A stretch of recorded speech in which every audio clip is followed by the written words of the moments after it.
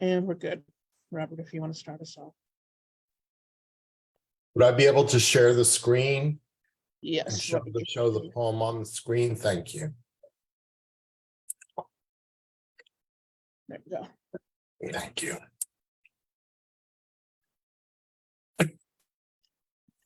Good evening. I'm Robert Fleming, a writer and graphic artist from Delaware. My work was included in Greta Green's anthology Out Loud, and I will share one of those pieces now. What is drag poetry? Drag poetry is revival, a testimony to healing that requires wigs, heels, bulges, and beards. Drag poetry is fashion, a rainbow accessory for any runway that requires good taste and execution. Drag poetry is writing, a tucking arrangement of words that requires mic reciting on stage. Drag poetry is love, a celebration of identity that requires repeating, I am fabulous. Thank you. And that was Robert Fleming with his poem, What is Drag Poetry? Out of the Out Loud podcast or Out Loud anthology, which is the mainstay for the Out Loud podcast. Thank you for joining. Just some information today. We are talking about drag culture and the history of drag. I'm going to give you a little bit of a breakdown, and then we're going to meet our guests and kind of have a discussion on this. So the origin of drag can be traced back to antic theater in Greece and Rome, back when women weren't allowed in entertainment. So most of the time, men would disguise themselves into female characters. It's believed that the term originated from the theater as well. Allegedly, they were saying that male actors complained that the clothing dragged across the floor and that where it came from. But I've heard other rumors as well. I actually heard one rumor that Shakespeare coined the phrase by writing DRAG in script margins to simply signify dressed as girls for when men would be dressed as girls doing a part. In modern times, drag has actually been increasingly linked to the LGBTQ movement, although it did not start there. And as it becomes more linked to it, it does become more secluded, especially with a lot of homosexualized acts being criminalized that we've seen in the news recently, in different states trying to stop drag performances and things of that things of that nature. And also we've seen more trans and gay persons as opposed to straight men in the performances, although that is not always the case. Most of the time, these clubs were underground, and we have seen something, we've all talked about the Stonewall riots before. This is one of the clubs where drag performances were done. And as you may have known, drag queens were kind of one of the main ones battling in the Stonewall riots. Marsha P. Nelson, if I get it wrong, let me know. Marsha P. Johnson. Thank you. Marsha P. Johnson was one of the ones who started the Stonewall riots and was one of the strongest supporters in the day. So today we have with us Alex Scalzo, stage name Satania Face, which I just think is hilarious and I love it. An amazing poet and drag performer who is going to speak about his experiences with performing and school us on some things. So I am ready to learn. Hi, Alex. Hi, class is officially in session. No, yes. Thank you so much for having me, guys. Thank you. I'm excited to actually talk about this just because drag, I think it always felt like this like very fringe or like out of the way type of expression, when in actuality it's been, especially lately, like more mainstream than ever, through the pandemic, through like the airing of, the show RuPaul's Drag Race and making it so mainstream, like going from Logo, which was specifically like a queer TV channel, to like VH1, MTV, and therefore like more worldwide access. So it's very oversaturated. There are so many drag performers, and probably some that you don't even realize are that you may be interacting with in all different types of artistic scenes. Yeah, and like I said, there are drag queens and drag kings, and I thought that was based on gender or sexuality. Like I thought females did drag kings and males were drag queens, and like I said, I recently was dating someone who was a female and was a drag queen. So I was like, wow, there's so much I don't know. Robert, you got your hand up. You can ask a question or anything if you want. I wanted to share, I follow up what you said, Shaki, that originally drag was introduced in around the 1600s when in theatrical areas where men dressed up as girls to do the women's roles. And I'm Jewish, which is only about 3% of the population of the United States. But I have done some research on the role of women in Judaism, and I wanted to share just a little bit of the traditional roles about why it would have been inappropriate for a woman to be on stage. The first reason is that a woman was never supposed to be drawing attention to herself. So to be on the spotlight, if you were on stage. The second is that the primary responsibility of a woman in Judaism is to be available as a caretaker for a child. And the belief is that since you can never anticipate when the child would have a need, that if a woman was on stage and her child had a need, she wouldn't be immediately available for her child. So that's the second reason why a woman was inappropriate from Judaism to be on the stage. I just wanted to share those two. Wow. Yeah. There was a lot that I learned about different cultures and why that was the case.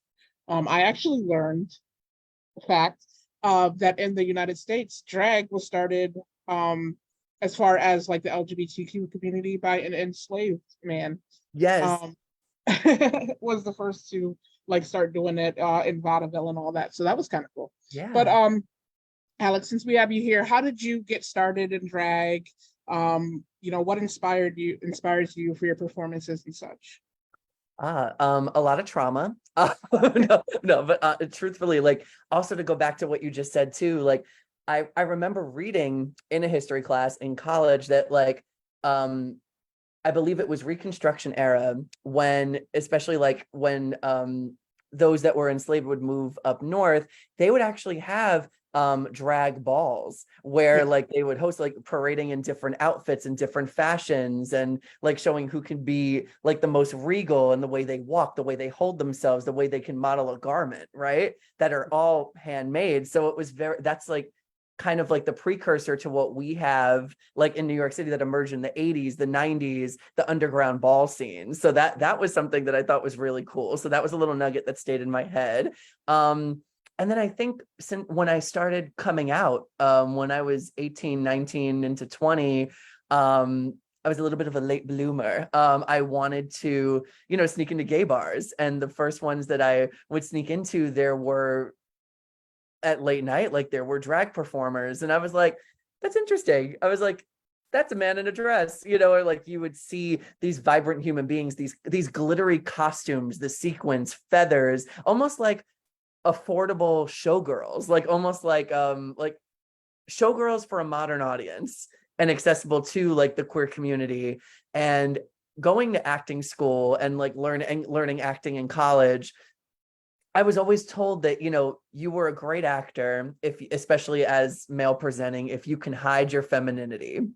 If you were able to hide it and you were a chameleon, that meant you were a strong actor. And I really did believe that at that time and was always told like, okay, you're talking with your hands. Let's take that femininity out. Or, can you pitch your voice down if you're gonna be reading a Stanley Kowalski, why is your voice so high? Why do you sound like this? And so in acting school, there was always this feeling of, I don't want to be too femme. So it was almost like taking that natural energy that I have and then kind of like stifling it. So when I would see these drag shows, there was something about the freedom that they had. Like, and let me tell you, like, they would sing in all octaves. Like sometimes they would go soprano, sometimes but sometimes this beautiful operatic male baritone bass voice would come out of these queens. And that was so exciting to me.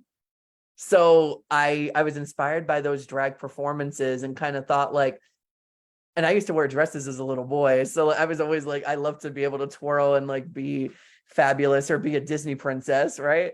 So I was like, when am I ever going to be able to channel that? Like what stage am I allowed to ever really bring that forth and actually feel unafraid to be feminine and soft and vulnerable?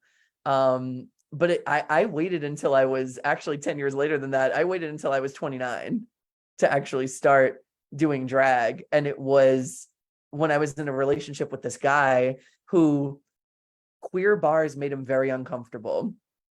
He was Caribbean descent. So he was definitely raised to feel as if like, drag was something disgusting. It's a form of mental illness.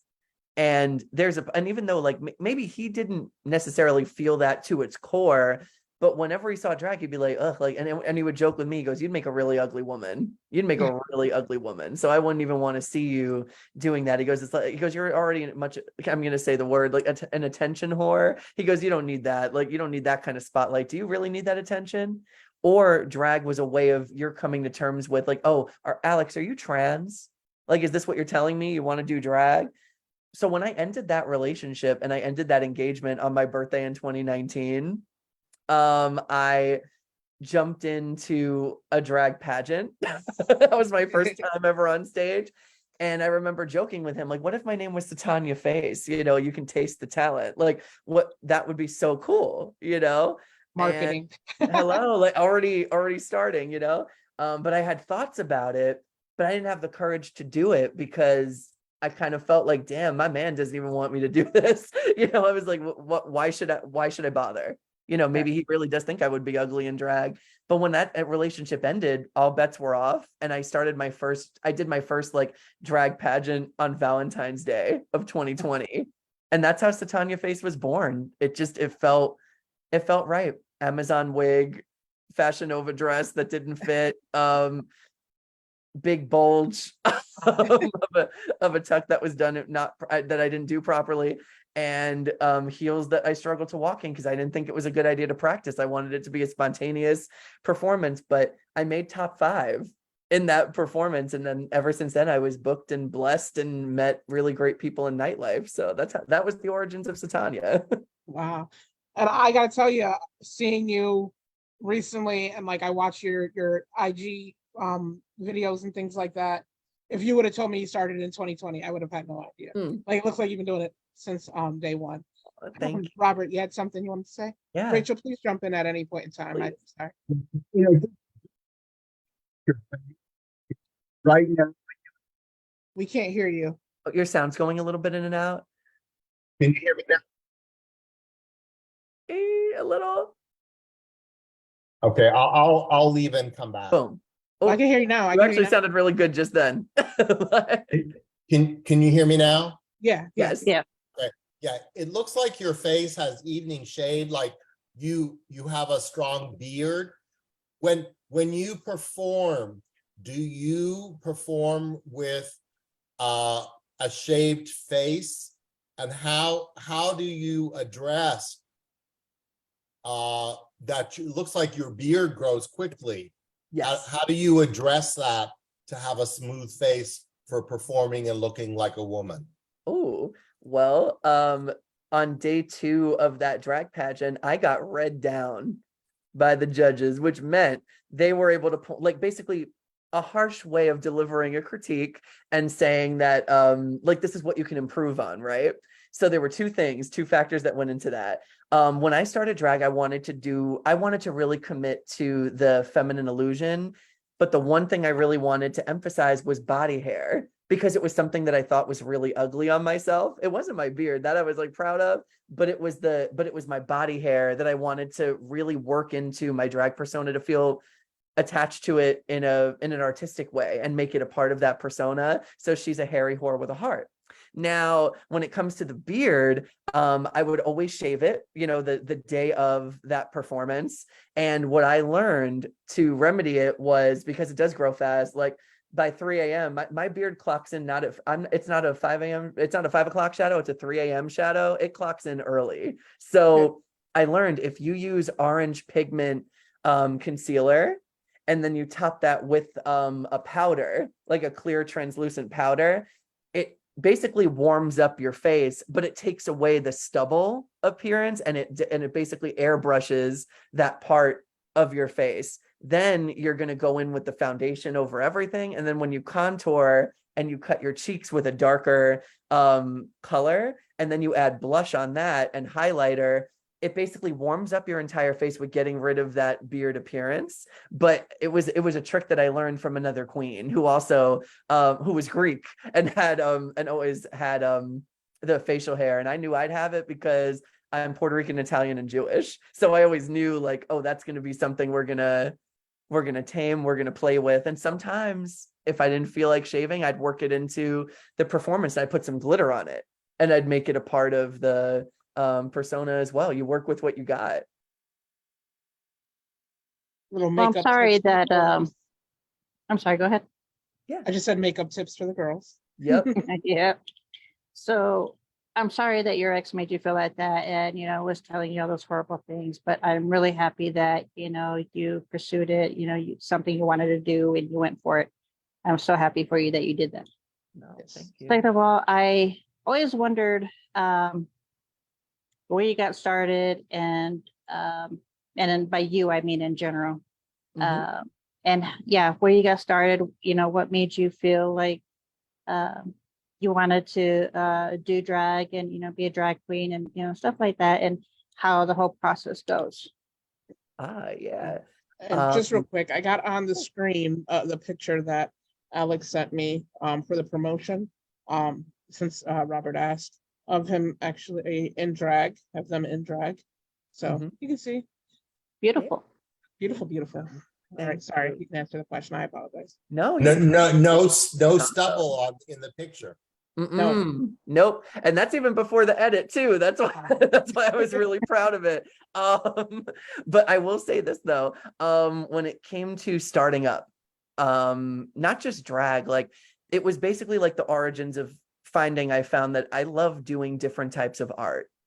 When I started out acting, I was 4 years old, and I would do plays through like summer programs, community centers, and then in school, like every year. But I always found an affinity for the female characters. I loved just like when I would read Shakespeare, I always wanted to play the fool. I wanted to be Macbeth at one point. I wanted to be Hamlet, but there was also a part of me that wanted to be Olivia or Viola in Twelfth Night, or wanting to be like a powerful queen. Like there was something about strong female characters that I always identified with for some reason.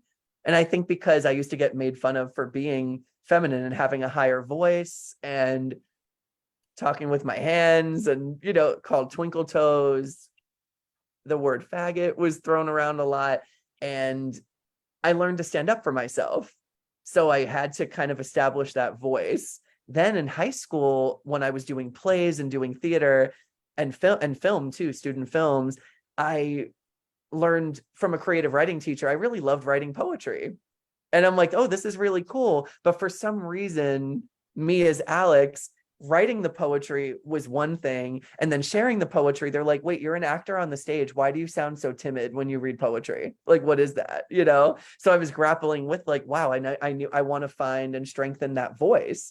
So when I thought about doing drag, it was this feeling of watching season 9, and there was an artist. Well, first of all, my favorite drag queen, Peppermint from New York City, who's been in the game and the business for such a long time, such a pioneer in drag as a trans activist. and has been fighting for equality all through like the Black Lives Matter movement, through the Black Trans Lives Matter movement throughout the pandemic, and leading those marches. Basically a modern day Marsha P. Johnson. And so seeing her in action, and then seeing her on the season of Drag Race that I found on Logo because it was on Marathon that one summer, and I got to watch the whole season in one sitting. What I found was this feeling of like, wow, you know, like they really channel that natural feminine energy. They see makeup as the art, fashion, you know, like learning how to walk in heels. And that's courageous to me. Like they hurt. Cinching your waist, understanding what tucking was, understanding queer history, and really embracing who I am as a queer person, and not feeling like I have to change that even when I date men, you know, like who are uncomfortable by femininity. Like it's even in the queer community. But there was this feeling of watching drag that felt like, I wonder if my voice would be amplified, or I wonder if like people would listen to me with my poetry, or as an actor, I won't seem like a timid person. I wonder if like that can be turned on or turned off, you know? So I tried it one day, and that happened to be Valentine's Day of 2020. And when Satanya was born, even on the way to the gig, I'm gluing on nails in the car. I'm making sure my beard is covered as best I could. I'm making sure my wig is glued on, the lace front glued all the way down. I'm making sure that everything is together, but there was such an attention to detail, from the look to the performance to the way that you connect with an audience. But doing drag, you're kind of your own dramaturg. You can come up with any concept you want. You have freedom to explore anything you want to bring to the stage. So there was so much like thinking out of the box. I didn't have to be confined to just like a particular role, or like just the one thing I'm learning lines for, like you do in a play. As an ensemble, you're a cog in the wheel of a bigger thing. But in drag, you could be literally everything. You get to tell the DJ like when you want lighting to happen. You get to do any mix of song or dialogue from a movie. There was such a freedom I didn't really have before. When you audition, you're told who you can play. But in drag, like you get to choose that for yourself. And that was really empowering. So ever since that day, I found that I can be that strong female character. I can even be a poet on that stage. Like all of a sudden, people really listened and understood my poetry. And they weren't just getting to know Satanya. I got to find that balance of Alex being the writer and Satanya being the star. Satanya could be the poetess. She could be the one who's the orator and the one reading it, or even performing it memorized on stage. So that's kind of how Satanya came to be in that regard, and why drag became so important, because it opened up my voice and my expression. And I felt I wasn't afraid anymore. I wasn't afraid to do slams anymore. I wasn't afraid to feel any type of way. I could just be me. And with drag, it reveals a lot about who you are.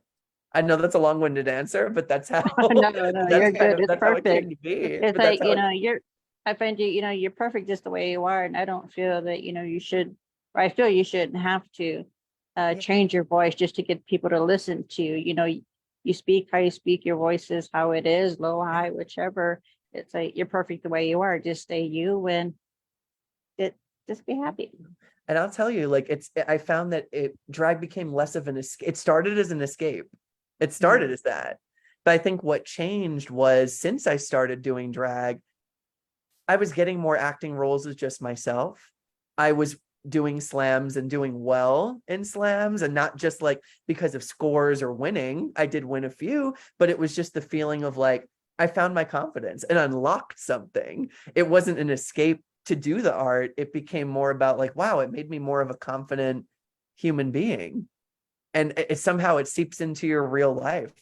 Maybe I'm a proponent for everyone should try drag, or just see what it's like, or whatever you feel drag is, whether it's doing the makeup, or just wearing a fun wig for like a half hour, or, even just wearing something that you've always wanted to wear that maybe you were scared to wear in a certain venue, like something colorful or something with a message, something different.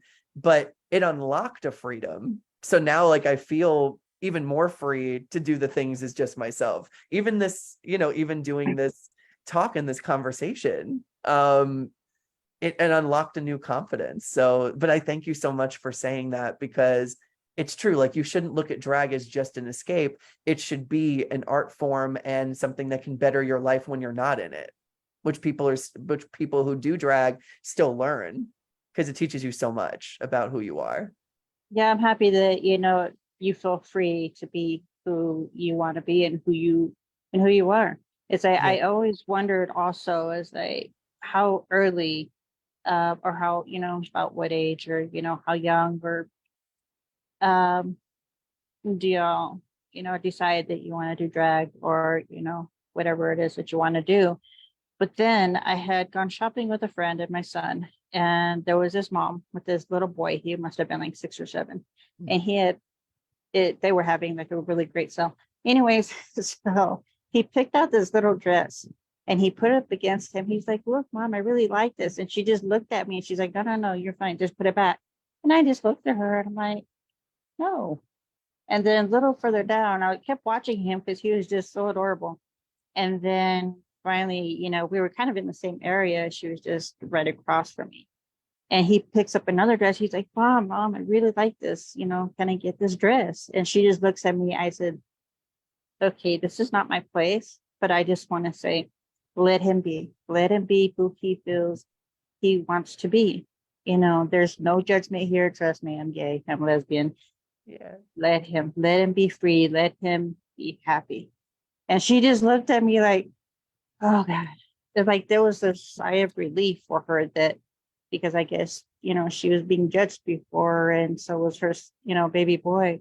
And I just thought it was just so adorable that, he felt at 6, 7 years old, comfortable and wearing a dress and wanting to wear a dress, because he was like, "Mom, can I please have this?" And finally she was like, after I said that to her, she's like, "Okay." And I'm like, don't let people come down on you. If they do, ignore them, walk away. True. You don't need the negativity, neither does your baby. Just be happy for him, accept him, please. And she just looked at me and she was like, "Thank you. Thank you for telling me that." That's One thing I want to make sure that is pointed out in this podcast, that drag and trans are 2 separate things. Yes. Oh, yeah. So you Yeah. can have straight males that do it as well, straight males or females who or other who do drag.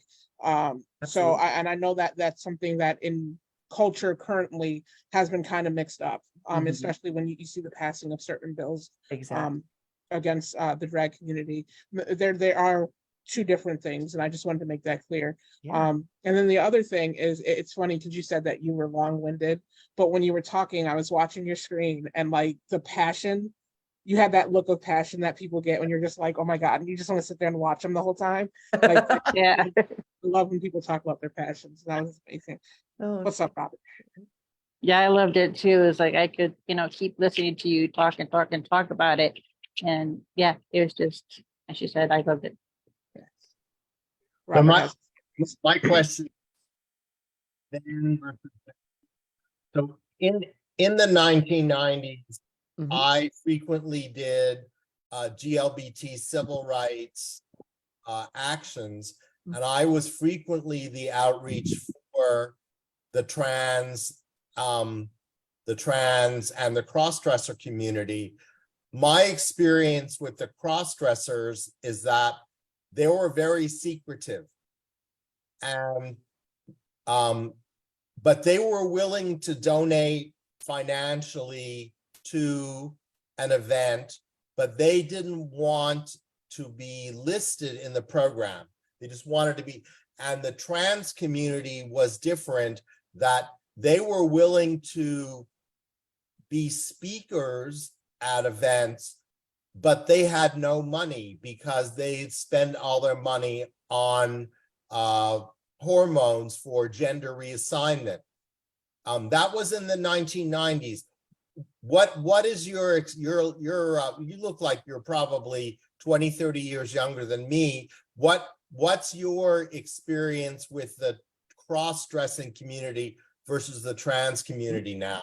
Oh no, I'm actually really glad you asked that question. First of all, it's the Botox. Kidding. 31. But I will say this. I found that drag and transness, it's like a second coming out.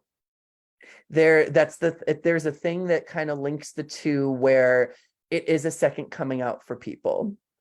Because of the fact that people believed that when you wanted to cross-dress or you wanted to commit to a different illusion than you were born with, that it couldn't be just artistic. It had to be like, oh, there's something wrong with you here. There's something wrong with you here, right? And what I found interesting is when it comes to transness and drag, like as a connection, drag was a gateway for understanding the way you want to present in real life.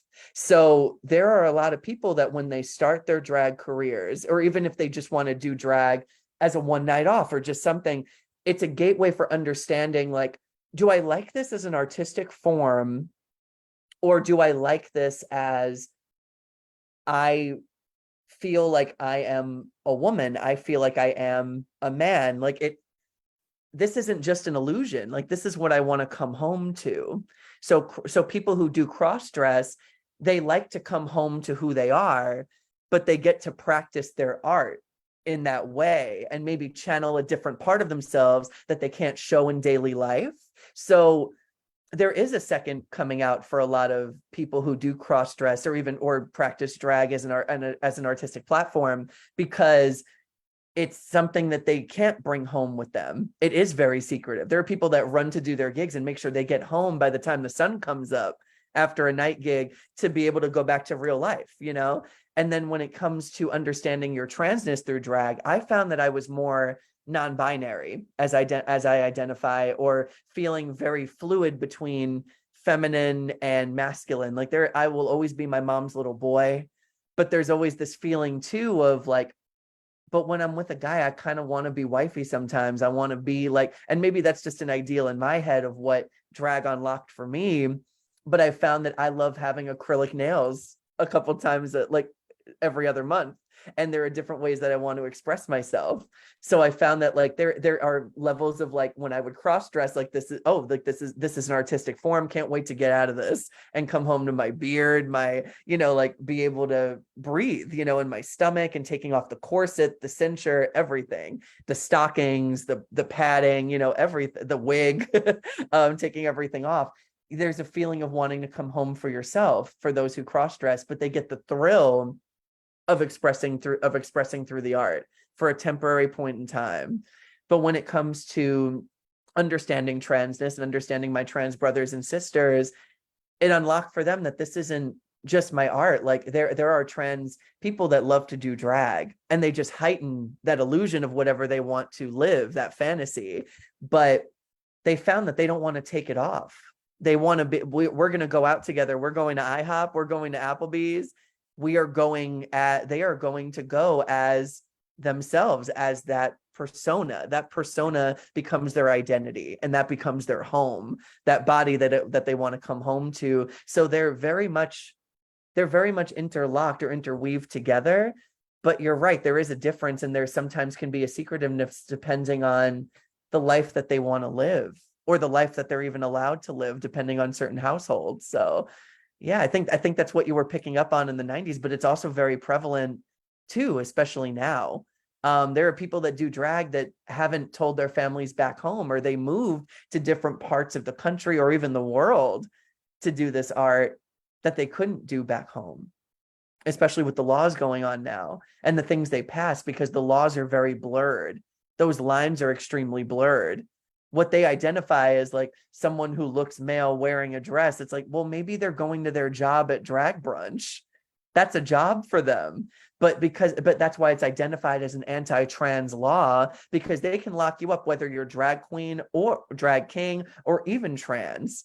They lump you into one category because they see you as identified as a straight person making this law. You're dressed as something that you shouldn't be, or you're dressed in a way that's shameful. You shouldn't even be expressing yourself in this way to the world.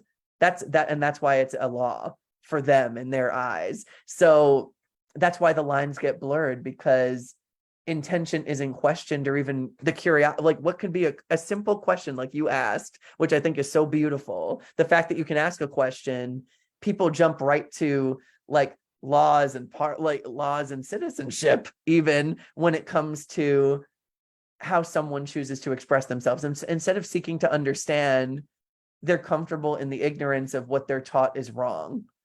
And they're not looking into even understanding why that person expresses themselves that way. So thank you. I hope that answered the question to some capacity, but that's really what it is in this day and age too. And there are people that are still afraid to own their transness, own their identity, or even own their career.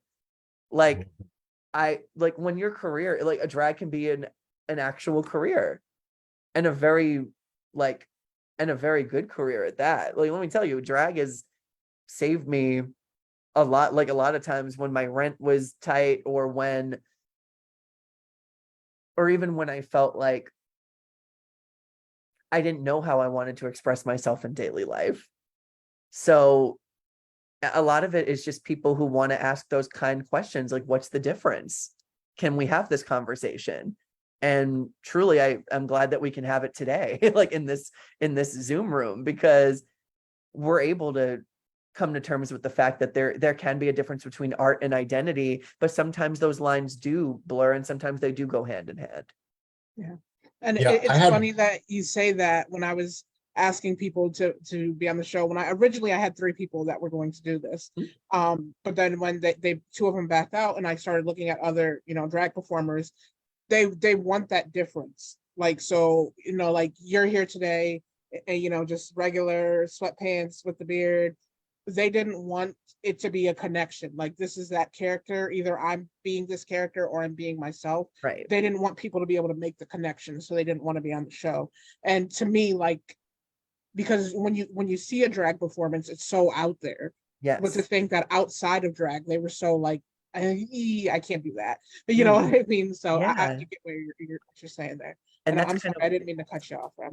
No, you're great. Like that's also with poetry too. Like, why I wanted to do poetry as a drag queen was because I wanted to connect on a deeper level. Because sometimes, like, drag, especially current drag, is you go into it thinking like, what's the audience going to respond to? Like, what are they going to like, right? But you don't always think like, well, what story do I want to tell? Like, what do I want to stand for? And for me, drag was always rooted in politics. It was always rooted in a political movement and equality, and making your presence known in a room, right? Like, how do you want to do that? So that's also why I wanted to come here today, is just me, because there was a comfort when I started drag, being able to come home to myself and know who I am without the makeup, and understand that, gender really is a construct that you can even blend and play with. And that's why those worlds they're so connected. But at the same time, people do want the separation. But I think it's because they haven't, this is an inference, and maybe it may not be truth, but maybe they haven't found that bridge to find that harmony between who you are when you go to the grocery store, or who you are when you wake up in the morning before you brush your teeth, and who you are when you're on stage. I found that bridge, and I found that Satanya is me and I am Satanya, like, through and through. And I found that it really is a part of me. But the reason I brought poetry into it was because the power was the audience gets to know Alex without even being forced. Like, I'm Alex, I'm this person. You're going to learn about my story. You're going to hear about this poem that has to do with my sexual assault when I was 20. You're going to hear this poem about why I love putting makeup on my face and tucking my junk. And you're going to listen to it. Like, instead, it feels less didactic and more like they get to see a glamorous persona that I got to create from scratch. And they get to learn about Alex without it being forced down their throats. You get to learn of exactly who I am. And I think that's why my audiences and the people that I've connected with so strongly in the poetry world and in the drag world, and bringing my drag to the poetry world and my poetry to the drag world, by being able to kind of be the gatekeep, by being able to be that little, like, rainbow bridge that goes between those two worlds. I was able to just have a deeper, like, empathy with people when they do their poems, because they're like, wow, you really come dressed like this to share exactly who you are. And I'm like, Honestly, yeah. I said also, I love the performance aspect of it. I said, wouldn't you want to look at me with an hourglass figure and a little extra glamour and beauty? Like, I'm going to give you a full show. It's a full immersive performance. And you're going to get to see some theatrical acting. You're going to get to see some genuine stories being shared, but you get to learn about Alex as a writer too. And so you get to be an extrovert and an introvert at the same time. So that's why It's like, I'm glad, that, sorry, didn't mean to cut you off. I'm no, you're glad that good. we're, You did great. having this Zoom that we, for us that, aren't sure, or, those who go back and watch it later. I've always been a little confused, gonna be honest. I've always been a little confused as to, um, trans and, drag. And so I always wanted to ask, but I wanted to ask, somebody who is trans or drag, and I don't know anybody who is, at least not that I'm aware of anyways. So, Yeah, I there's was like, well, other than you I now. guess, yeah, I guess non-binary is under the umbrella of transness, though some people do argue, but like I do stand by that, like understanding your how, like the best way to describe it too is like drag is what I do and trans is who you are.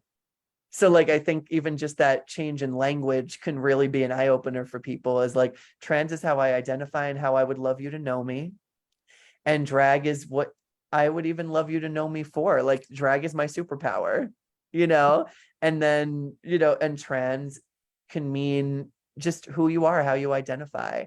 So for me, that was always super informative, and understanding people's approach to the art form, because it's different for everybody. But I feel like truly drag is for everybody, and transness has been there since the beginning of time. People maybe not have had the name for it, but it's always been there, and we're not going anywhere, but it's always been there. So yeah. I wanted to bring up a little different point. Sure. I've had many friends who are drag queens, and I've also worked with many drag queens, and I found that many of them, when they're off stage, they're still attention whores, and they don't celebrate my successes. And I developed a phrase for them, which is, there isn't enough room in our relationship for both of us to be stars. I felt so.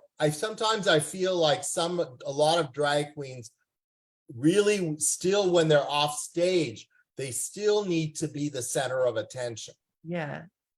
That's I will say too, like, because I've encountered that as well.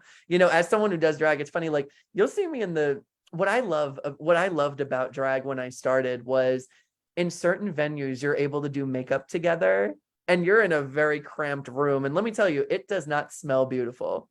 It smells like perfume covering your natural odors, especially people coming from other jobs. So like imagine like just everyone's had a day, and everyone's coming to this dressing room right now.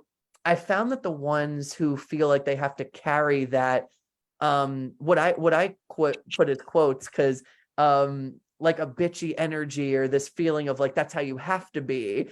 There are queens and kings too, like that have felt like it. To me, it's a level of immaturity when you feel like you have to treat people badly or not welcome other points of view, or make where there's room for other stories and other voices to be heard. Because the whole point of drag to me was we uplift the voices of people who were silenced.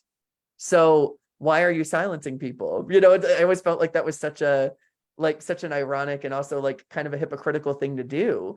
But I think a lot of that's a lack of maturity and a lack of understanding who you are as a human. We're feeling like this persona is what gives me my voice. It's like, no. This persona may have helped you find your voice, but sometimes listening is a good thing to do too, especially because we all are a community. So I feel like there's a way of using that voice for good. And unfortunately, I'm so sorry that you've interacted with queens that haven't learned how to use their power for that good. So Yeah. Terry Rose has put a Yeah. essay worth of questions in the chat for you. I am ready. If you want to touch on them. The first one was, how many years have you been writing? Oh, so okay, so we'll hit the bullet points. So how many years have I been writing? I've been writing particularly poetry. Like poetry was the thing that made me a better writer and actually better at writing essays in school or like getting better grades, because the way my mind works, it's always like in images, or it's very flowery. But that's the way that I express. So I started writing poetry honestly in junior high when I got a journal. My mom bought me a journal and my aunt bought me another journal, like this beautiful leather bound. And I found that I started with like a lot of rhyming things, like just like creating rhythms and songs and, lyrics, and being in my sad girl era. Uh, when I would write my own music and not know that, and I used to sing too. So there was that, but writing began in junior high. So I'd say over, over like 2 decades. I say it's been like 2 decades, but it really perfected and became a joy through a creative writing teacher whose name, ready for this, her name was Miss Lustbader. And in high school and in junior year, she was that teacher that would make me do multiple things. She would make me really commit to the art. Like she said, like, I love your poetry. You hate your poetry, I think, when you write it. She goes, but I think that you need to like share this. So she would make me get up. And this is a class that's at 7:30 in the morning, like on a Friday, and would make me like get up and share poetry and share a poem. And then when I asked her for like a recommendation letter to audition for Juilliard and art schools for college, she was like, I'll write your recommendation, but you have to do all your audition materials for the class on this date. Okay. So she made me perform as an actor as that. And she goes, but I want you to know you can be multiple things. So if it wasn't for that teacher, and then my mom kind of telling me like, I get you want to be just the actor, the serious actor, but you're also a goofball that used to wear dresses at age 3. Like, I think that you, and your grandma's heels. So I think you should be able to do all the things. So when it came, so like, don't forget that you're a writer. Like, don't forget that you write poetry. And I did for a couple years. Like, I was tunnel vision with acting, but I kind of lost something. Like, I lost a creativity or an imaginative thing to play with. So I brought poetry, came back in college, and I joined poetry club. So it had its renaissance in high school and then in college. Like, and that's when I joined a slam team, and then was told that I was too femme for the team. So that's a totally different story, but they kind of let me go. And then I decided to compete against them in college, and would see them at the New York and be like, hi, sweetie, I'm here. But yeah, so writing started in junior high and then came back in college, and I didn't stop. I just kept it going, kept getting better and learning how to really craft a poem. So yeah, it's been 2 decades. It's been 2 decades of writing. Yes. All right. Before I get into this next question, I do want to tell you, because you are in Brooklyn, I saw that as of October 31st, the New Yorker is closing for 3 years. So if you're down there, definitely get down there and support, and do some poetry before they close down, because it is a historic location. Yeah. I'm so happy I got to do that last month. But the next question she had is about women in the drag circuit. Are there a lot of women that are drag queens or kings? Was Terry's question. The answer to that, definitely yes. There really are. And there are even ones that started like co-collaborators for Bushwig, which is a big like drag event, usually in the in Indian summer, like between like the summer and the fall. And that has welcomed like a lot of drag kings, drag queens. But I will say, like, women, and even like, trans men, trans women, like, there have been so many kings and queens in the scene for so long. And there are a lot of people that are drag things. Like, they're a mixture of a king and a queen. They don't identify as any of those genders, like, or those, archetypes as like, performance characters. They're just conceptual artists that are these new beings with their identities that they create for the stage. So there have been drag things for a really long time, especially in the Brooklyn scene. I don't know if anyone watches Dragula, but there are a lot that like, there have been so many women that should be on that show because they're so good. They are so freaking good. I I crush on a lot of the drag kings. Let me just tell you, because of the way it's the concept of how they embrace what manhood is, what they were taught manhood and womanhood is. But I feel like what makes a great drag lineup is kings mixed with queens mixed with things. And it's not about like, because there are a lot of lineups that are very saturated with a lot of the white drag queens that have been in the business for a long time.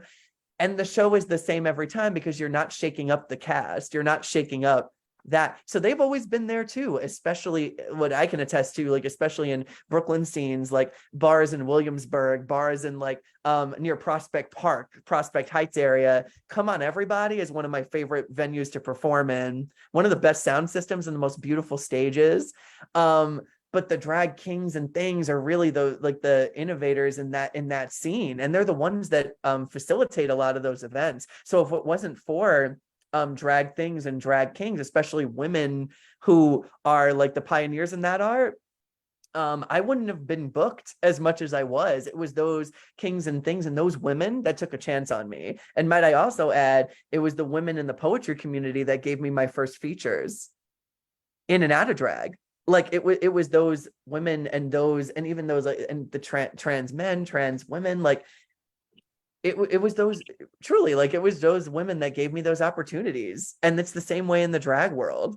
So I always thought that connection was kind of cool. Like they were always my saving grace. They really were. But they've been everywhere too. They've been through it. And drag kings were just as prevalent in the civil rights movement as well. So yeah. And there are a lot of women. I just wish they got the platform. They need the platform and they deserve it. Absolutely. Terry had another question, but I have a question before that. Because I don't know a lot about it. And I feel like Robert's talked about it before, so he's probably going to jump in.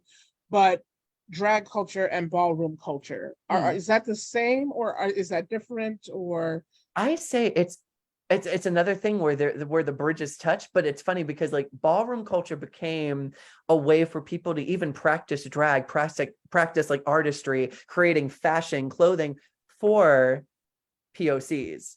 Like underground ballroom culture became a safe place for the Blacks and Latina community and queer community in like different cities. Like I know there was some that started in Baltimore, there was some that started, then it went to Chicago and then New York, and it's still very prevalent. In the same time that there was one in New York in the 80s and 90s, it may not be the same venue, but it's still on Monday nights at $3 Bill, which is a very beautiful and big venue for drag. But they have they have balls and like the underground ballroom scene every Monday night after 11 p.m. So like it's but yeah, so like that really became a safe place for predominantly for like POCs to really call themselves family and to create those drag houses.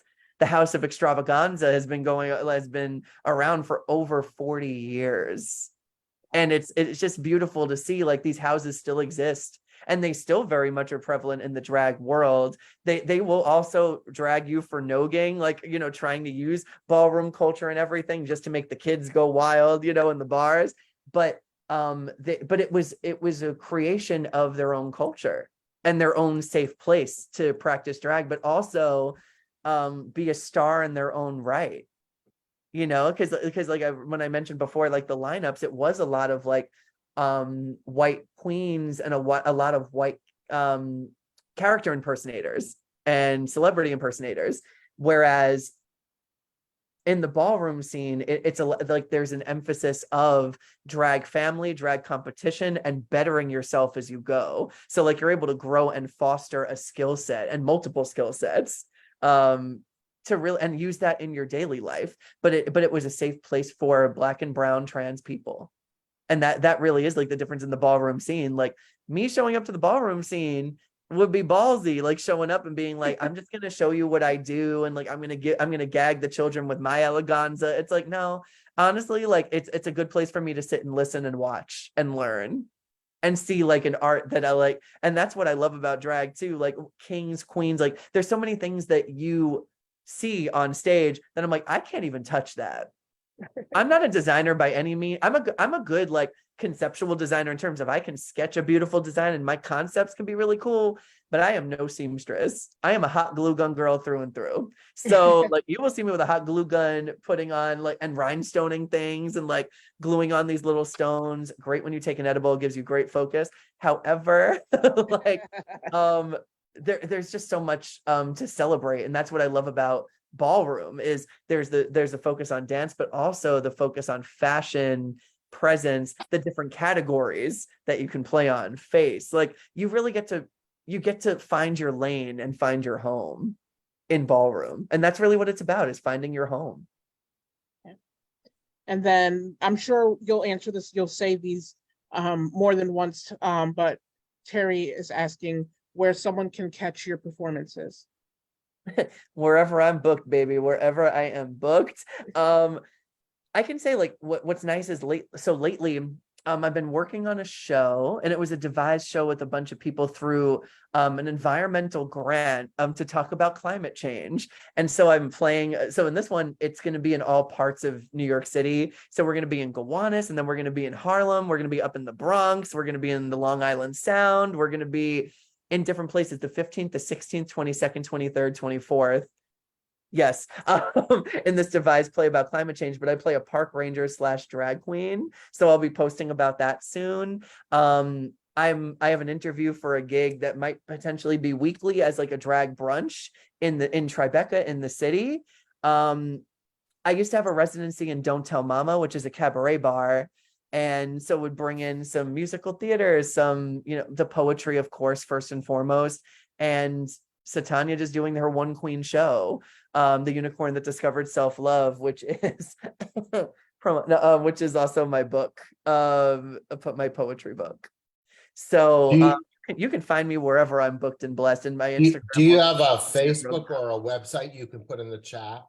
I got everything. Yeah, I'm gonna put that on the chat right now. So www.alexandergskelso.com. So you get to see me as an actor, just as Alex. You get to book Satanya, and the new venture has been as a wedding poet. So I will write a tailor-made wedding, like a poem for the happy couple to be, and really tell your love story. So the audience isn't sitting there like, how you go to weddings and there's always like Team Muskrat, and there's a bunch of inside jokes and no one freaking understands, but I'm there to clear that up and tell you exactly why this couple is here today getting married. So that's like a new venture, being a wedding poet. So you can book me as Alex or Satanya or both, however you would like.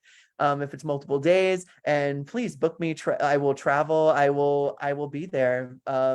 Give me a couch, a makeup mirror. We'll make it work. But yeah, so you can see me anywhere. You can request me. So alexandergskelso.com. And also I have a section on there where you can buy my book, and I can send it to you no matter where you are. I will mail it to you and write you a personal love poem. My Instagram, Satanya Face Queen. And yeah, so like that's where I post not just performances, but also events. And I will always keep you updated through and entertain you guys and joke in my stories, because social media, I gotta laugh through it to keep from crying. Promoting that way is really painful. But yeah, so you can find me on those two places, as long as the streets of Brooklyn, New York, where I'm born and raised. So you can always see me. Let's grab some coffee if you're ever in town. You're welcome to crash with me if you ever need. Just moved into a new apartment in Sheepshead Bay, Brooklyn, and loving it. It's my own little piece of heaven with a really nice bedroom and a nice drag mirror that I have, like a nice vanity room for my makeup. But yeah, so you can find me in Brooklyn in those two places. Yes. That's the most dangerous gift, to give a drag queen a mirror. Yes, what I will say too. Never give a drag queen a mirror for Christmas. Honestly, don't. Mine will probably shatter, A, and then B, like, it's also the thing of like, I wonder, I was like, was I vain before drag or after? And then I realized like, no, I think I was like, but I think there is something about a mirror and finding that confidence. But I will say this though, I make very good eye contact, and sometimes it's very intense. So if there is a mirror, I promise I will ignore it if we're having a good conversation. I can promise. I did want to share about the drag balls. Mhm. Most of the houses have a drag mother, and I've done some creative writing about the relationship between the drag mother and drag daughter. Mhm. And what I found in some of the writing community, some discrimination against that, where straight people have said that a drag mother isn't a real mother. And I've submitted for themes where the theme was mother, Mm. and their response was rejection, Mm. because it's not a real mother. And then I had GLAAD contact them, Mm. and it was helpful. Mm. But I hadn't had discrimination like that in writing in quite a while. Yeah. Yeah, that's ridiculous. Ooh. Yeah, I was Like, gonna say, like, that is all types of crazy, especially, and it's funny because, like, I found that it's a double-edged sword, and I'm gonna give a very, are you guys ready for like a little bit of a controversial take? just don't get me canceled. Oh, don't worry, I would know it's I'm not that. just kidding. I'll do No, that no, for no. my And everything shut down. No, but it won't, I promise it will not give you canceled Scout's honor. So I found that also through like observing drag parents, whether it's like for like a drag king, drag queen, drag thing, a drag creature, whoever becomes your parent, there's this feeling of guidance artistically, but also they do rear and bring up your confidence. Like they really do help you understand who you are, like your identity in drag and outside of it. And I can't say, like, on a personal note, like I can't say that like a drag parent can't be like an actual parent. There are drag performers that their drag parent, their mother is their mother. Like that is who they call mother, right? And I think it's because it's in the queer world, and I think this is something like all queer people, like the value of chosen family, why it's such a special thing, because it's something you get to choose. And sometimes you find it by accident, and sometimes you're adopted into it, and sometimes you ask to be a part of it because there's just a group that you feel so connected to, right? So that family becomes your family. Those friends that you meet along the way become your family, because sometimes your family doesn't accept you for all of who you are. And those people don't want to stifle who they are. So that drag parent sometimes becomes a parent. And I can say this too, like I've never had a drag parent. So, and I think this is my controversial take, which isn't really that controversial now that I'm thinking about it. Like, I used to get very bitter about it.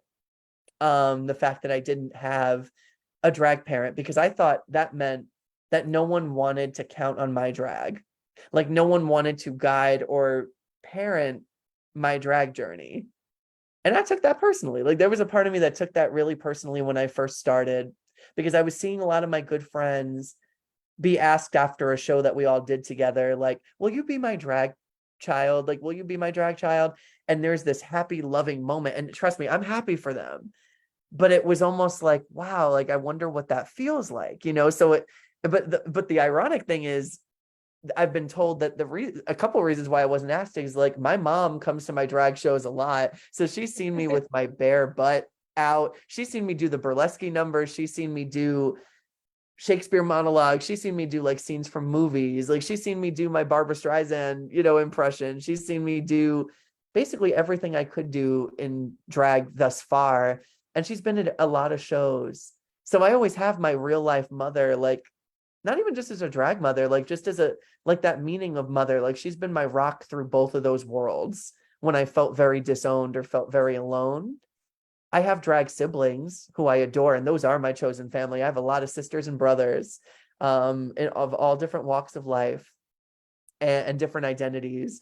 But there was a bitterness I felt not having a drag mother, because I thought it meant my drag wasn't valid. And that's not the case. That's not true. Okay, so now this is where dumb Shocky comes in because I didn't even know this was a thing. So is this like sorority house, like drag mother, like, or how does that work? Where's that? Yeah. So sometimes it's houses. Sometimes it is like like there's a drag family that already exists, and then they adopt you into the house. And then you kind of find your function and artistic function in that house, like whether you're part of the design team or whether you're part of the like you're one of the performers. You are the house mother, house parent. Um, I almost forgot the question for a second. Oh, what was it?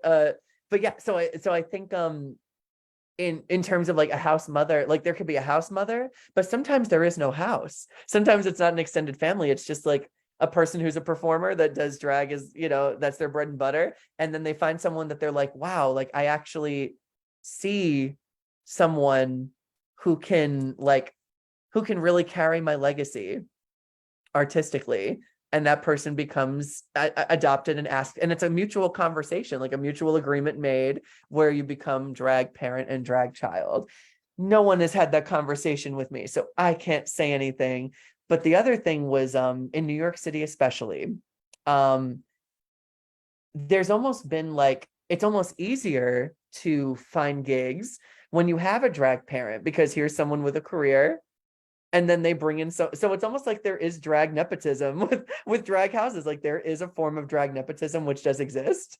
But I think what has made me a stronger performer was finding that I could do it on my own, and I didn't need a person to get me an opportunity. I found it myself, or I asked to be a part of something, or someone just asked me because they saw a video or saw what I do at one of my shows.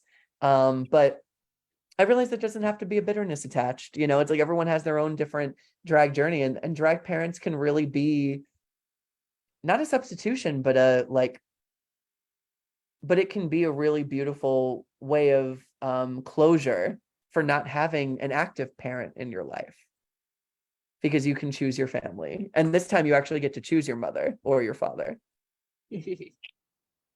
All right, so Terry Rose is out here being she's not a co-host, but she's out here being my research I live, please. So she says, can you talk to us about Not a Reunion, a Revolution? Which I then looked up, and now I'm excited to hear about it. Yes. It's funny, like when I saw the title, I was like, what's that? And then I realized, like, oh yeah, so Not a Reunion, a Revelation. So that was a short film that was directed by my photographer friend, Matt Lucerna, who is like a dear friend of mine, and I met through the poetry community actually. And the first time I met them, I was doing a slam in Harlem, I believe, and came in second place. But I remember like they were there as the photographer, like they were employed as the photographer for that event, and they were also a film major at City College, and I believe they're in their graduating year, or they just graduated. It's like one or the other. I don't know if there's one more thing, but we got to catch up anyway. But one of their final projects for school was Not a Reunion, a Revelation. And when they saw that I did drag, and then they saw that I did poetry as just me, they were like, wait a minute, you're an actor, like I need you I want you to be in this movie. So I was like, okay, sure. What's the script about? And he goes, okay, so don't get weirded out, but hearing some of your poems, I crafted a story that inspired me based on relationships that you've shared through your poems, right? So it was a way to kind of not like play myself, but it was playing a version of a chapter of my life that I was in, where you deal with a partner who keeps you coming back like a boomerang. And it's not a reunion, it's a revelation, is we're not coming together because of we're trauma bonding like this. And it almost like recognizing that some relationship, like the best closure you can give is acknowledging that there was a point where we may have loved each other, but it's okay to start over. And so I think there's a cool message there where you're brought together with somebody to understand why they were not the person for you. And I found that really interesting, because I opened up to him about that. There was a point where me and my ex-fiance, before we ended things, on my birthday, I might have ended on my birthday, called him up. I was like, I want to marry you because my future husband would never. But we had a bad falling out on the day that he proposed to me. And then he did not talk to me, I think, for a good 3 weeks. He ignored me for 3 weeks. And I'm sitting there like, damn, you just proposed like in front of your friends and fam. That's weird. That odd flex, but okay. And then I had to get the ring size because it didn't fit. So I didn't even get to wear a ring or tell any of my friends about it. But here's the thing. So the reason why it was interesting was he went to therapy and was like, I'm going to try to make things better for us, right? So we tried having another first date as if we're starting over to see if we can make it work.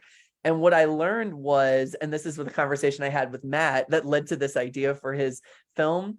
It was just this feeling of like, wow, being with you makes me realize there's a very strong physical chemistry here, but I do not want to marry you. I do not want to be with you. I don't think we belong together because we aren't good for each other. Like, you think that me being vulnerable and crying and like, sharing, having loving heart to hearts, like that makes me emotionally suffocating and terrible. And I think that you need someone who suits something different for you, like a different way of communicating that I couldn't cater to.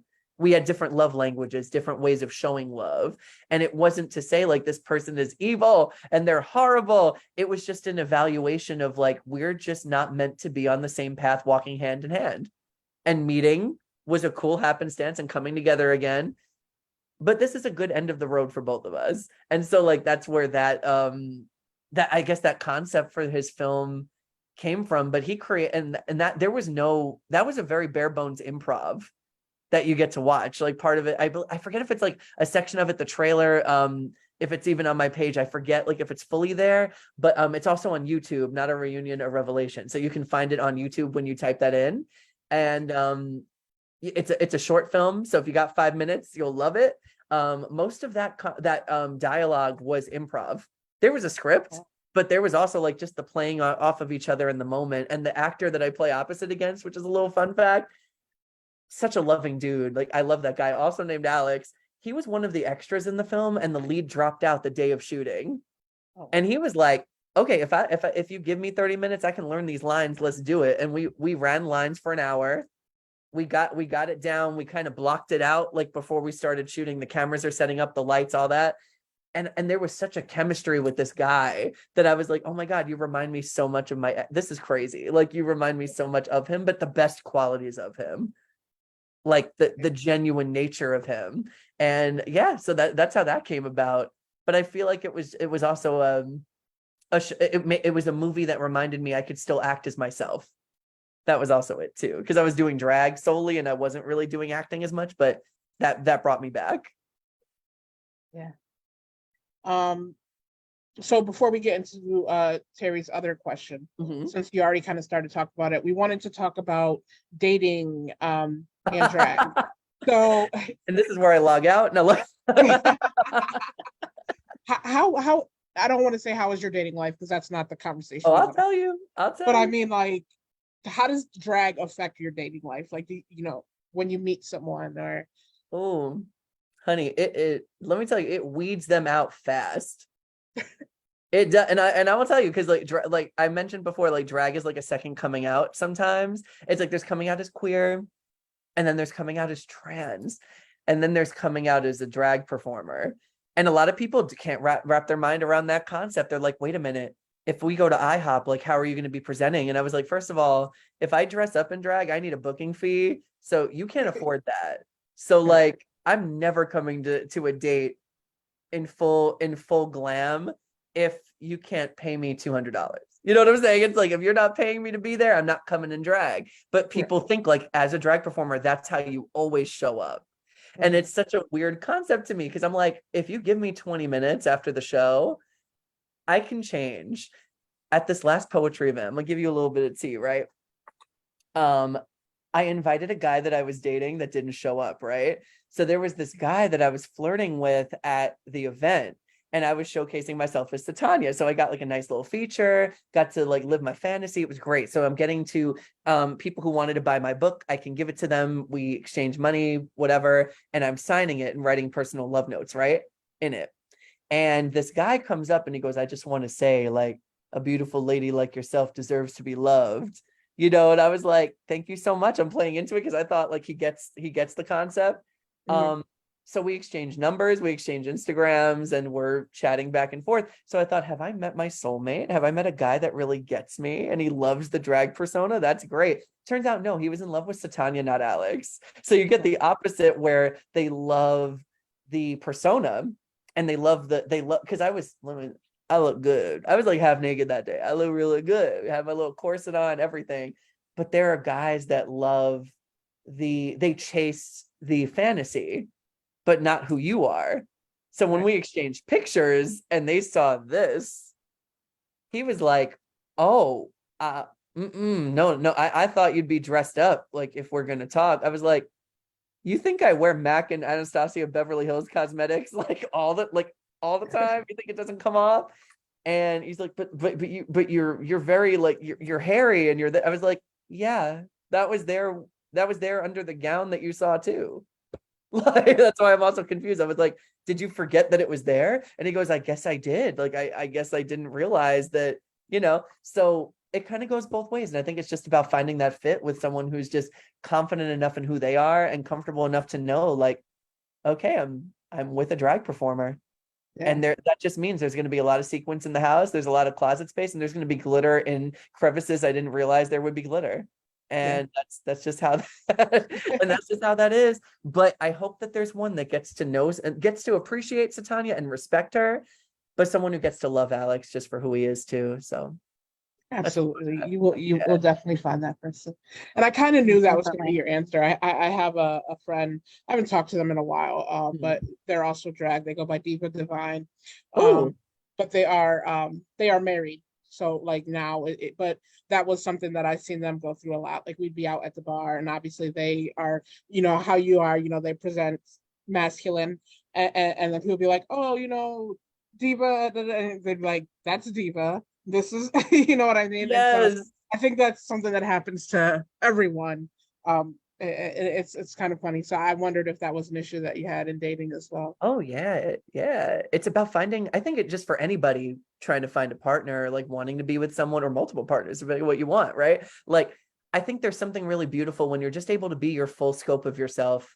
Like you're able to be your most creative self, your most innovative self, your most like comfortable, chillaxed, silent self, So I feel like once you find that peace and that balance, that's how you know that person's right for you. It's like they just appreciate all your facets, or don't like, oh, I hate this part of you, but I guess we can be together. It's like drag is that much of a big persona that you kind of need someone to appreciate both sides and understand that you're just a multifaceted human. That's all it is. Right. I guess, correct me if I'm wrong, but when they find out you're drag, I guess maybe they just think that you're just dress and drag all the time, and that persona of you doesn't come off ever, and they don't see, the male part of you. Yeah, I always joke it's their loss. You're so cute. Like we're sitting here, you're so cute. I don't understand why they would. Well, wait until I was like, and then the crazy comes out. No, I genuinely what I think it is too is like, also I wear a lot of lavender and pink hair. Like that's what also cracks me up is like, I look like a slutty troll doll. So I feel kind of like, do you think that's my everyday? Like, do you think that's how I look every day? Like, I just want to know, like, that's what you fell in love with? Like, that's what enticed you. But I think a lot of it too is like them understanding that like artistic expression, who you are, and even for them, finding that it's okay to be attracted to different things. Like, I love when a guy is like attracted to my drag, like it's such a high compliment. It shows that I was like, oh, I'm really committing to that illusion. Thank you. Like I'm doing my job. But there's something really sweet about that. But I wish people would just be so much more open to like understanding that like they're that they can be attracted to so many different things. Like just follow that attraction. It's okay. It's not going to bite or hurt you. Like you're normal for loving what you like. It doesn't matter, unless you're hurting animals or children, like then there's a problem. But like, as long as you're a loving, like you're a loving human being attracted to different things, like go for it. It's okay. I love to hear it. So And it's like, I mean, you know who you are. And, when people, they just need to accept the entire package and not just one over the other. yeah. They just need to, especially if they want to date you, it's all or none. Yeah. That's how I see it. So it's like, yeah. Yeah, that's how I see it too. I'm very much on that same page. All right. And so we're coming up on 2 hours. So I don't want to kidnap. I mean, I want to kidnap you, but I don't want to kidnap you. So Terry's last question, and then I kind of mix it with my own. So she asked, where would you direct a person if they were interested in exploring drag? What they would do, and then anything that you want to talk about that we didn't touch on or ask about, if you could.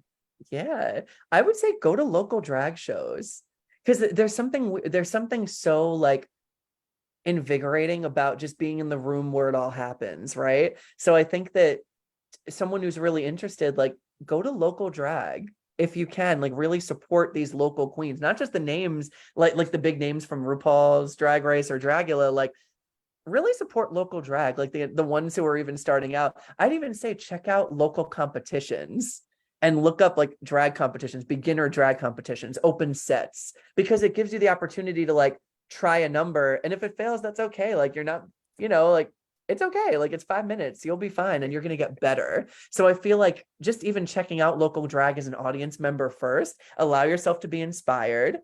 And then even ask, like you can come up to the queens or the kings and things that facilitate the show, come up after and be like, hey, I'd love to get into this. Like, is there an opportunity for like an open set, like where, I can try a number or make my emergence as a drag performer for the first time? And they will gladly point you in that direction. Because one thing about queens and kings in the business that have been around for a long time, they want to see new blood struggle. They want to see that you're paying your dues, right? So I think that a good place to start is just checking out your local drag scene and like getting to know those performers and those and even those designers. Like there are people that just like design for the shows, like talk to them too.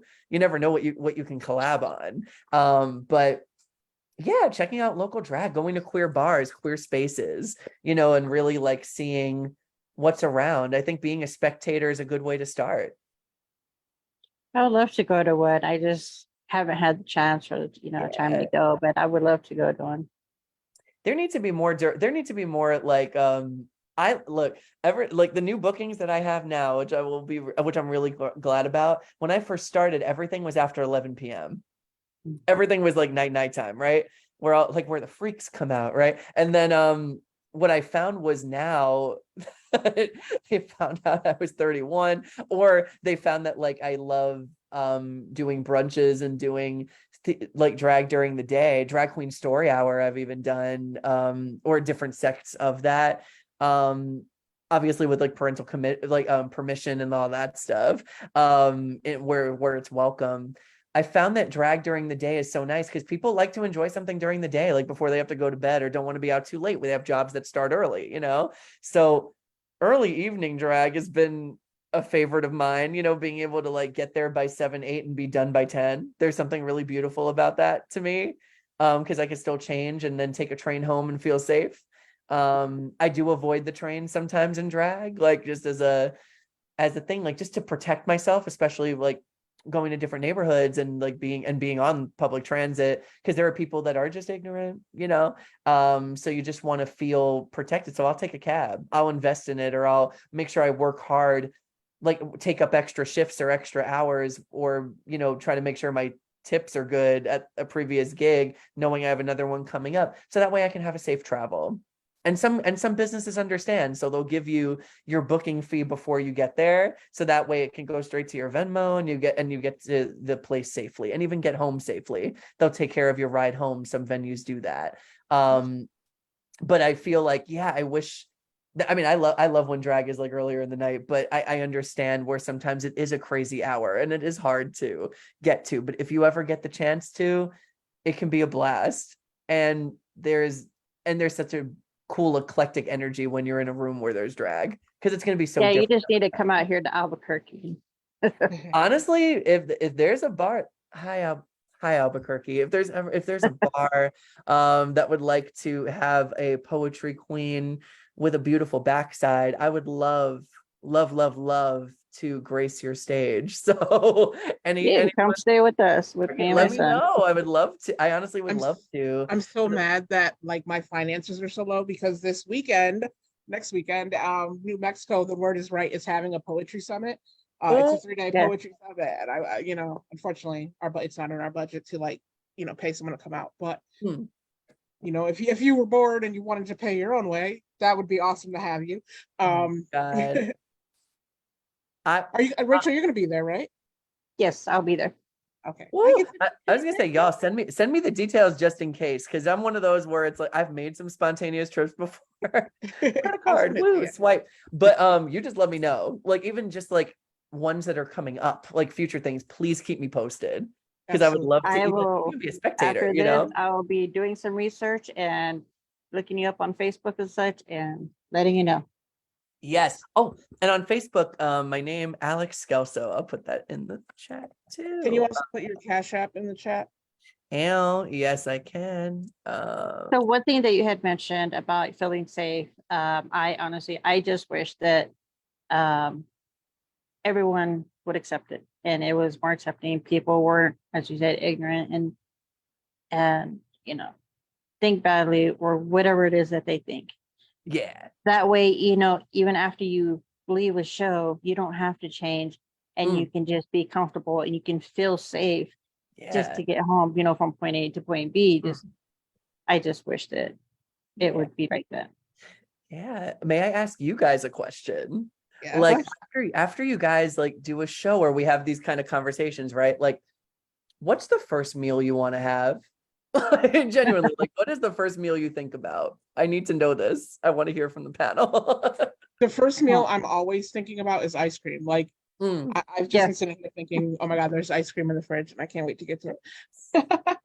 I love that. Yes, I love ice cream. I just lactose intolerant that just started. So I found, you know, me a good ice cream, you know, so and it became my new favorite. And so yeah, I can eat ice cream day and night, and whether it's hot or cold, you know, temperature wise here, I'm eating it. It's like, give me the ice cream. People look at me like, you know, during the winter, like, what is wrong with you? You're crazy.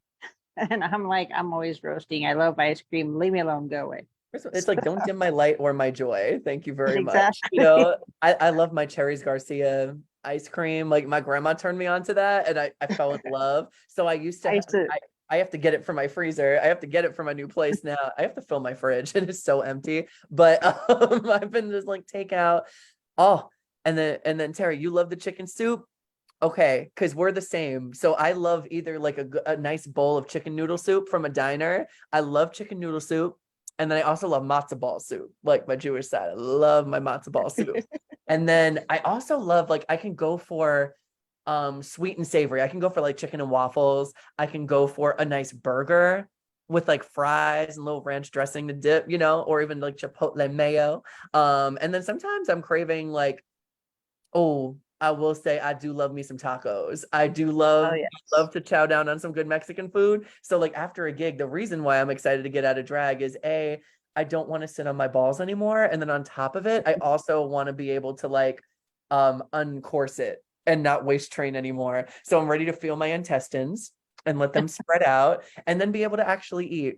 Like, so that's why I do look forward to changing outside of it.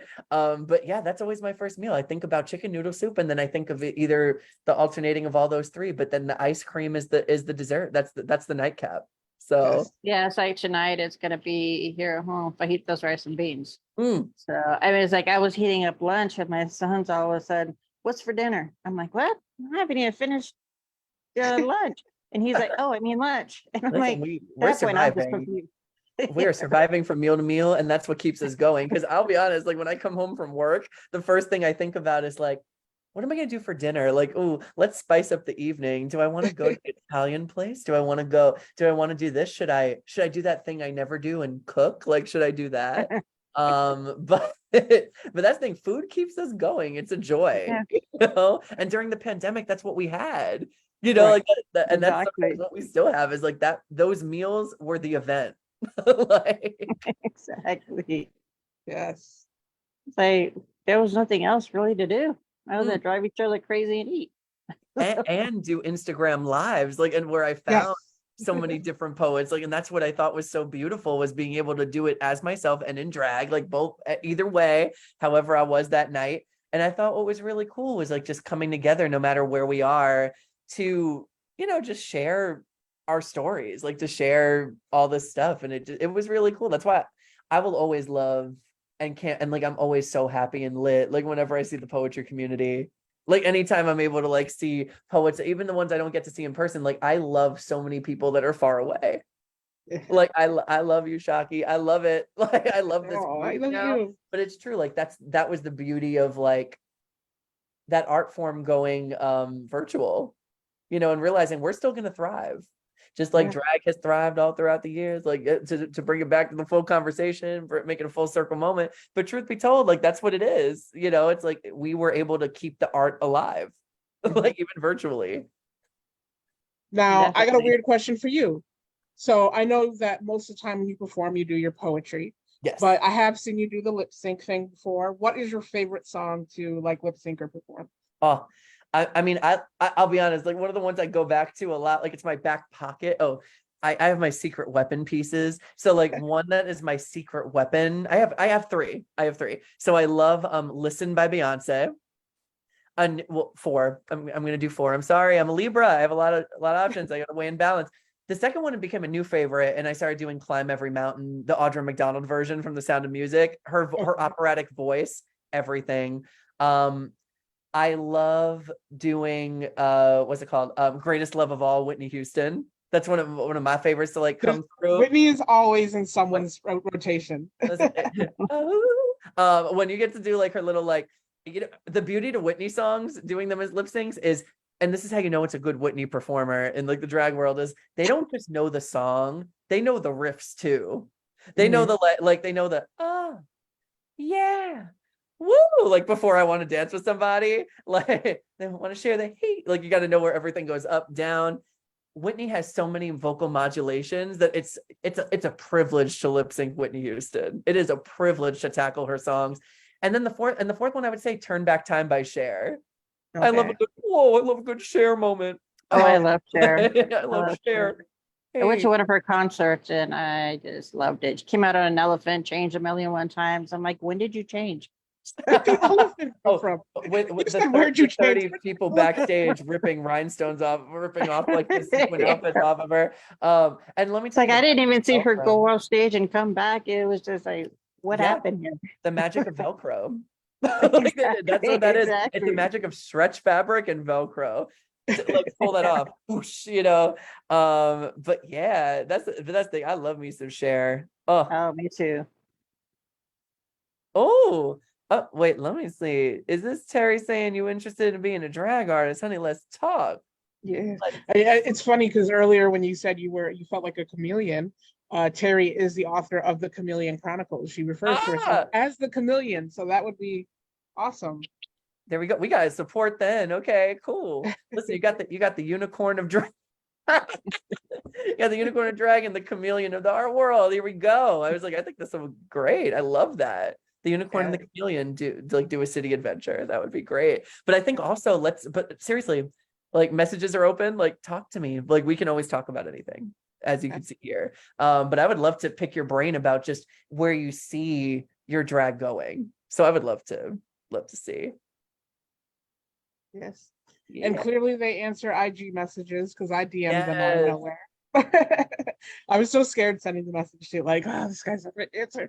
So I'm very, very happy that you came. And I'm sorry for the that you ended up by yourself because I did invite others as well. But please, listen, solo's great too. Like I'm never right mad. because you rocked it, right? But I no, love I it. get it. I appreciate You it. sure did. So I'm gonna close this out. So again, this is Alex Scalzo, goes by Satanya Face, is on IG under Satanya Face Queen.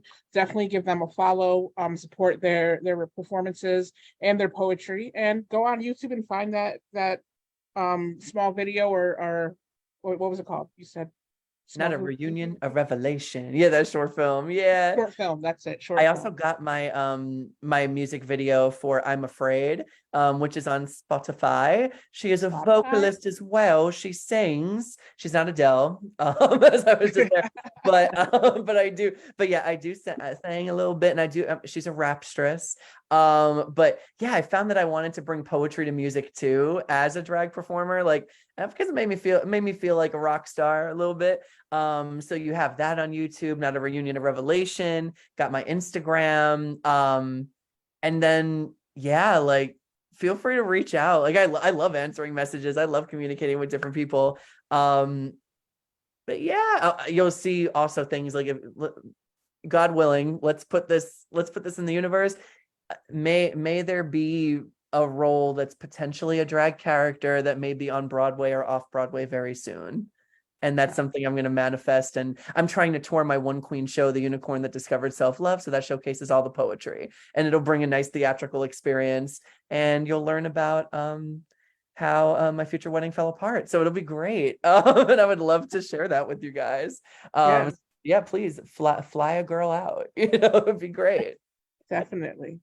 I always get nervous messaging people. I'm just like, are they going to remember me? Are they going to be okay talking with me about, whatever subject I bring up or, Absolutely. discuss. But yeah, I always get nervous. And so 9 times out of 10, I don't message them. So, I'm No, laughing because skip I am that the worst. message. Like I will message anyone. Like I kid you not. I spent 20 minutes messaging Tabitha Brown the other day on her live. Like you're gonna talk to me. Like I want to talk about my book. Let's stop. I message celebrities and I'm just like, so I write poetry. Yeah. And then I get offended when they don't answer. And I'm like, why would you not answer me? Like yeah. So for our Alex and anyone listening, just remember The Word Is Right is here. Check out our Instagram and our Facebook. We have poetry events every day of the week or some type of event. This was our first Sunday of the month event. But we have open mics, we have workshops. You can even come and do a workshop or host a show if that's something that you're interested in. Reach out to us. And Marissa Prada is our fearless leader, and she doesn't charge us for this. So if that's something that anyone is interested in, definitely reach out. But again, Out Loud Podcast, you can also get yourself a copy of the anthology. Alex, if you're comfortable sending me your address, I'd be happy to send you a copy as well. But yeah, I'm going to stop the recording, and I hope everyone has a great night. You guys can stay. I'm just going to stop the recording.